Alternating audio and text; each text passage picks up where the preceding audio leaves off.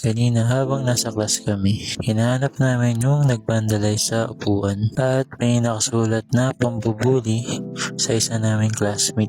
Meron na kami idea kung sino pero di namin sinasabi dahil mahirap pagbintang.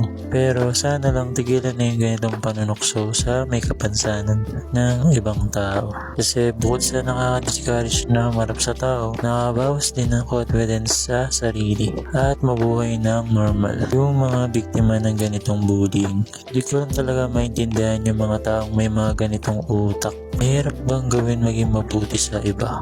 Na wala namang ginagawa na masama sa'yo. Ang bait ng tao, nakikisama sa lahat, pero nakaka-receive pa rin ng di magandang salita. At kaya may mga ganitong tao.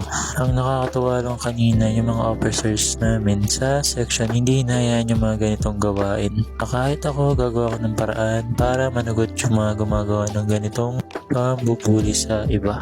Ayaw niya sa mga taong may kapansanan, kayo na mismo ang mag-adjust. Lumipat kayo ng section or kaya naman lumipat na kayo ng school. Kasi ang toxic talaga ng mga ganito, legit.